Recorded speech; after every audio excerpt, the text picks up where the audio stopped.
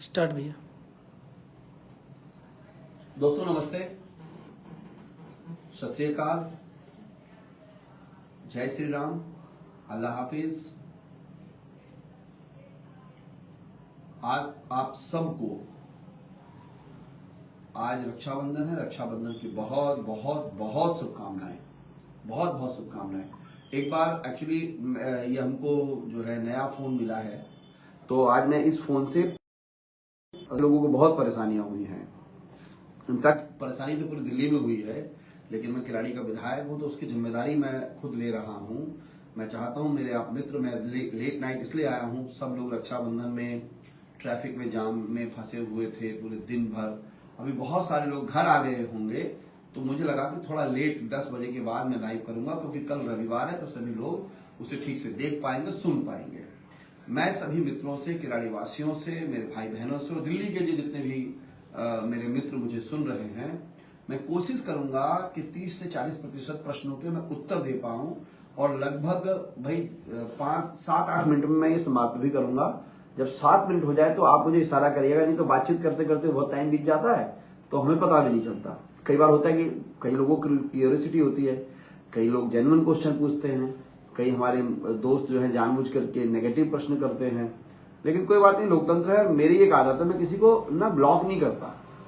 मेरे में यह है कि भाई लोकतंत्र में अगर आपने चुनाव जिताया है और आप परेशान है तो मेरे से आप प्रश्न करेंगे, तो नाराजगी वाले भी करेंगे और अच्छे भी करेंगे। लेकिन जब प्रश्न करने से पहले मैं सबको बता देना चाहता हूं, कम से कम इतना भी समझिएगा, अभी चुनाव, अभी 8 फरवरी के बाद 1 महीने तो सरकार ही लेट बनी। हमको टाइम टोटल मिला ही 3.5 महीने काम करने का है। 5.5 महीने के आसपास जो है अभी हमको हुआ है सदन में। ये आज भी मानसून सत्र कल समाप्त हुआ है, तो मानसून सत्र में 2 महत्वपूर्ण बिल आए। जीएसटी को लेकर के आया, व्यापारियों को लेकर के आया, और एक एजुकेशन पर महत्वपूर्ण बिल आया है। उससे भी संबंधित कोई प्रश्न हो तो आप मुझसे पूछ सकते हैं। मेरे मित्रों, किराड़ी में आज लगभग 30-35% हिस्सा पूरा डूब गया, और मैं अभी 6 बजे के बाद मैं गया था अभी अपने निठारी वाली रोड पर, मिथिला विहार के सामने जो पूरा जाम है, थाने के सामने जो पूरा जाम है, और जो है अगर नगर की तरफ कुछ हिस्से पे बहुत ज्यादा पानी हो गया है, तो मैं सबसे पहले तो किराड़ी वासियों से क्षमा मांगता हूं, क्योंकि मैं आपका विधायक हूं। ये तकलीफ जो हुई है उसकी बड़ी जिम्मेदारी मेरी है। मैं आपसे माफी मांग रहा हूं, क्योंकि मेरे के जितनी भी मैंने ड्रेन साफ कराई, सूखी नहर पर बहुत ज्यादा ड्रेन साफ कराई, अगर नगर मीठा पानी से लेकर के कुमार स्वीट्स वाली सारी ड्रेनें साफ कराई, और मुबारकपुर रोड की बहुत ज्यादा ड्रेन साफ कराई। उसमें ऐसा नहीं मैं कह रहा हूं कि काउंसलरों ने प्रयास नहीं किया, उन्होंने भी प्रयास किया होगा, और कुछ लोगों ने ज्यादा भी प्रयास किया है। मैं उनके प्रयासों को नजरअंदाज नहीं कर रहा हूं, लेकिन तो भी मैं अपनी जिम्मेदारी लेते हुए आप सबसे क्षमा मांगता हूं कि ड्रेन को साफ करने में हमें और काम करना पड़ेगा। और अब सफाई तो मेरे को लग रहा है कि ड्रेनों की गई है, लेकिन जो केएसएन ड्रेन जो बड़ा नाला है, ये बिल्कुल जो है भर गया था, ओवरफ्लो हो गया था, पानी नहीं निकल रहा था बाहर, क्योंकि पूरा मुंडका से लेके सराय रोहिल्ला तक जाम था। पूरा मुंडका से लेके सराय रोहिल्ला, तो हमारा पानी उधर ही जाता है मुंडका की तरफ, और फिर उधर ओवरफ्लो हो गया, तो नहीं हो पाया। इसका एक ही समाधान है, जो मैं पिछले 2017 में जब पूनम जी पार्षद थी तब से वो प्रयास ज्यादा तेजी से हुआ। उससे पहले से मैं चाहता था कि भाई मुंडका से लेके ज्वालापुरी तक का जो बड़ा ड्रेन बने। उसकी जो जानकारी हमें मिली है कि अब जाकर के उसकी सैद्धांतिक मंजूरी मिल गई है।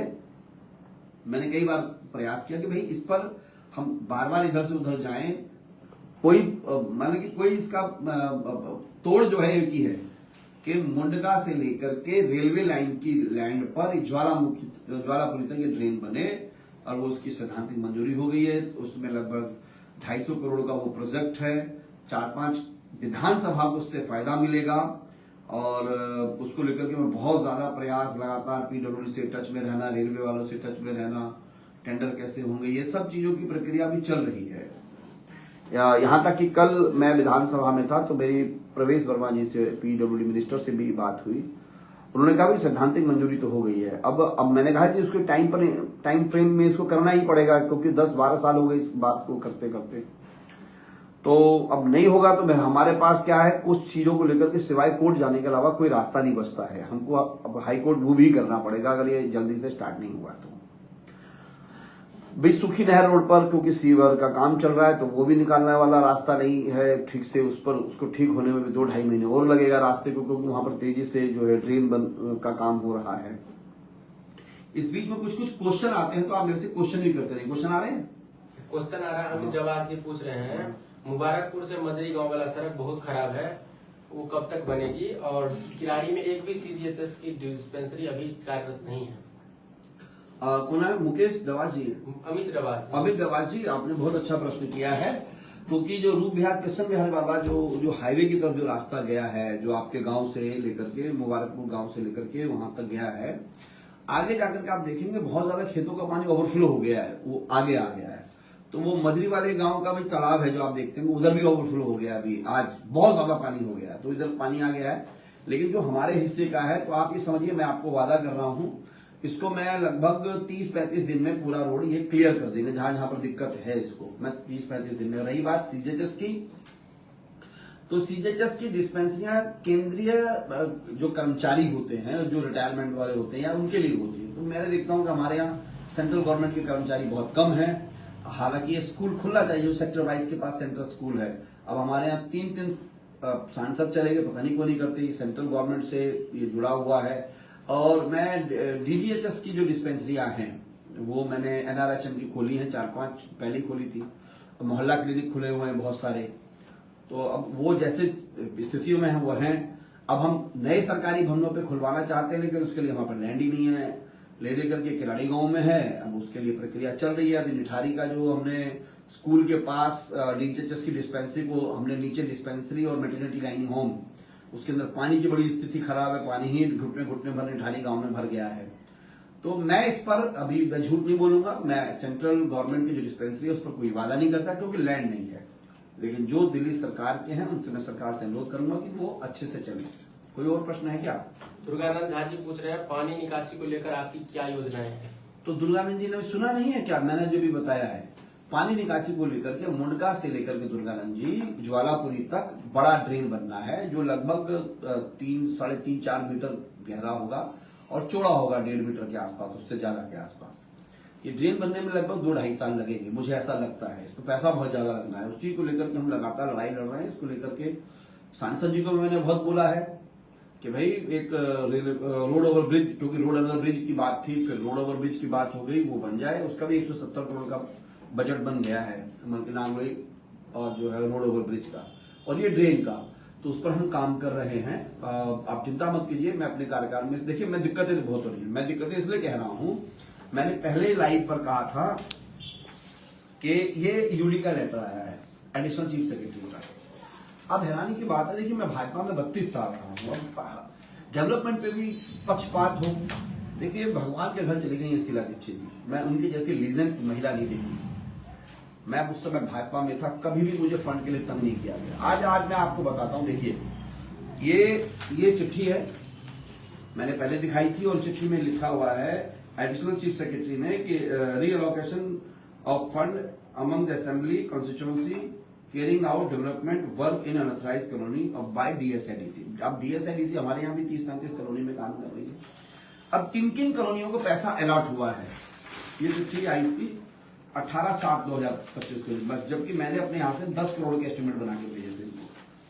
मैं उस दिन भी बताया था, कपिल मिश्रा को दिए इन्होंने 160 करोड़, उसमें 50 करोड़ एडवांस दे दिए। राजकरण खत्री को 21.35 करोड़ अलॉट कर दिए गए, 15 करोड़ रुपए एडवांस दे दिया गया। बादली में अहीर दीपक कुमार को 67 करोड़ रुपए इन्होंने अलॉट कर दिए, 20 करोड़ रुपए एडवांस दे दिया है। अनिल गोयल को जो है 7 करोड़ रुपए एलोकेट किए हैं, और 9 करोड़ सैद्धांतिक मंजूरी मिल गई है, 9 करोड़ कुछ लाख के 9 करोड़ रुपए दे भी दिए हैं। मटियाला में है संदीप सहरावत को कुछ नहीं मिला है। मोहन सिंह बिष्ट को 29 करोड़ के एस्टिमेट थे, और लगभग इसमें फंड एलोकेट हो गया है। एडवांस में इनको 37 करोड़ हुए थे, उसमें 35 करोड़ मिल गए 37 करोड़ में।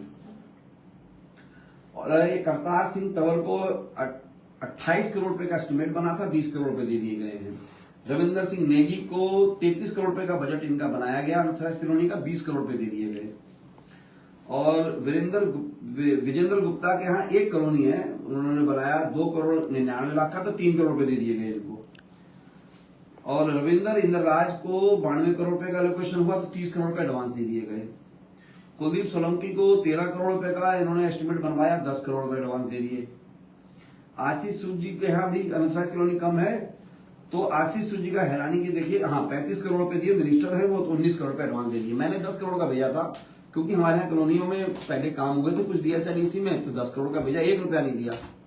अब आप ये देखिए, जो नाम देखेंगे जिन जिन विधायकों को पैसा दिया गया है, कपिल मिश्रा बीजेपी के हैं, राजकरण खत्री बीजेपी के हैं, अहिर दीपक चौधरी बीजेपी के हैं, पवन शर्मा जी बीजेपी के हैं, अनिल गोयल जी बीजेपी के हैं, सलीम सरावत जी बीजेपी के विधायक है, मोहन सिंह बिष्ट बीजेपी के विधायक है, करण सिंह तंवर जी, करतार सिंह तंवर जी बीजेपी के विधायक है, रविंदर सिंह नेगी बीजेपी के विधायक है, अरविंदर सिंह लवली बीजेपी के विधायक है, विजेंद्र गुप्ता बीजेपी के विधायक है, रविंदर इंद्रराज बीजेपी के विधायक है, प्रद्युमन सिंह राजपूत बीजेपी के विधायक है। इनको 52 करोड़ में से 20 करोड़ का एडवांस इनको भी दिया गया है।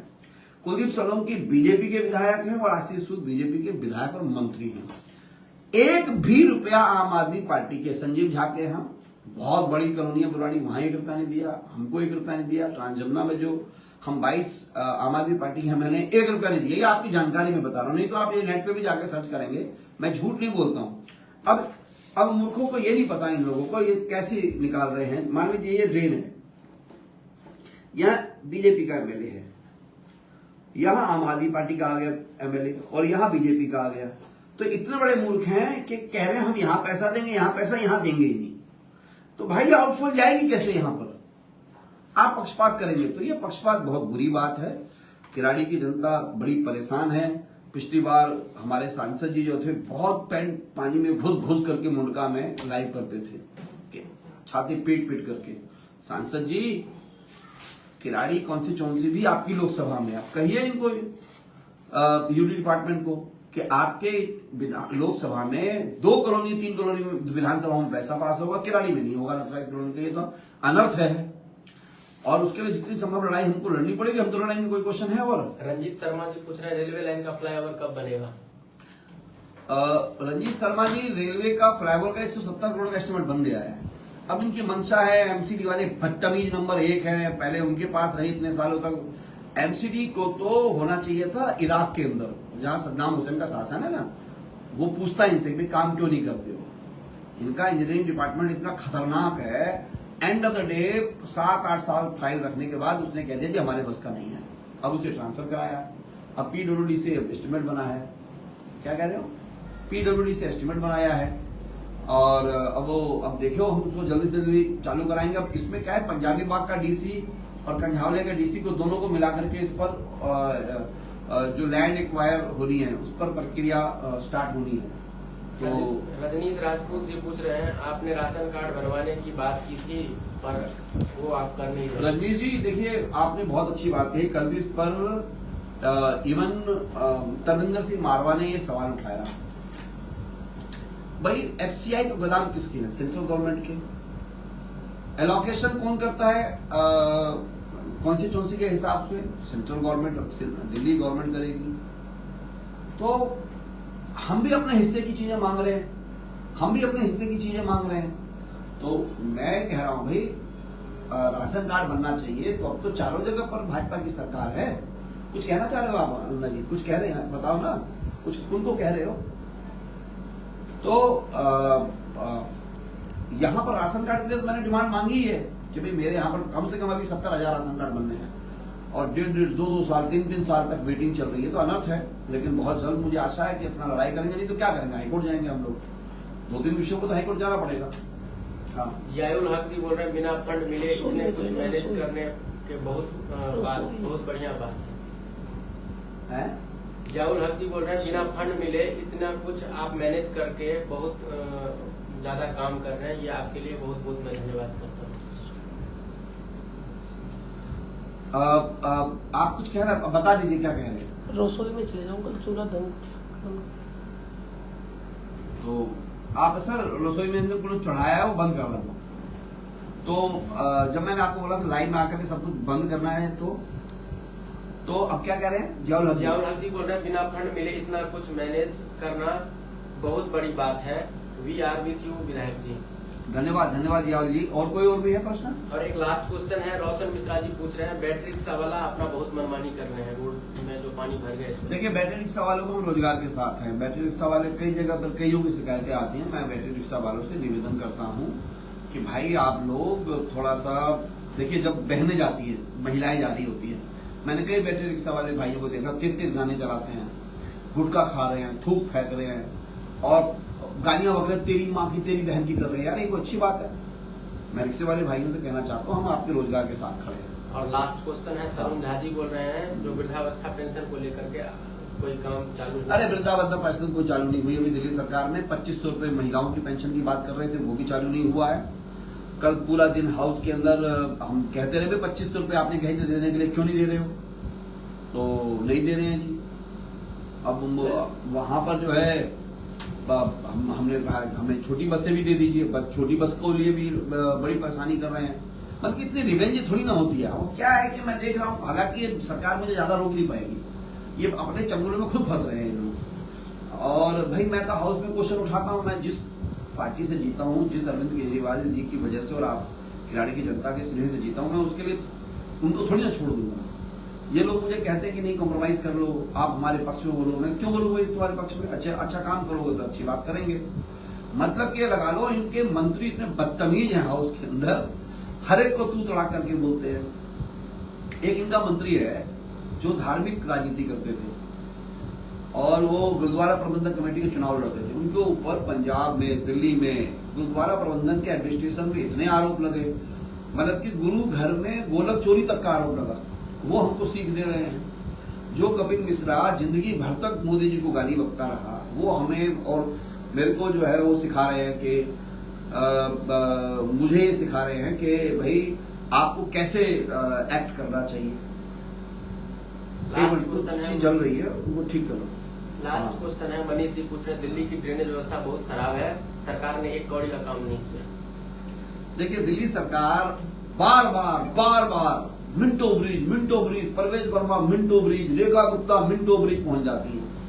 मैं रेखा गुप्ता की बात कहना चाहता हूँ। रेखा गुप्ता जी देखिए, एक तो आप सबसे ज्यादा खिलाफ पूर्वांचल के हैं और दलित लोगों के खिलाफ हैं।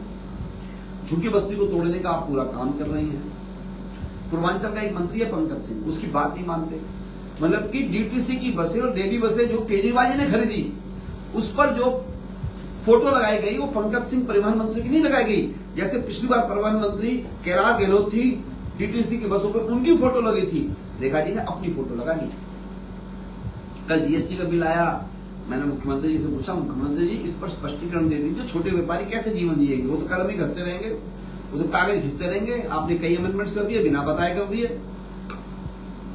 तो उस पर कोई चर्चा नहीं की है।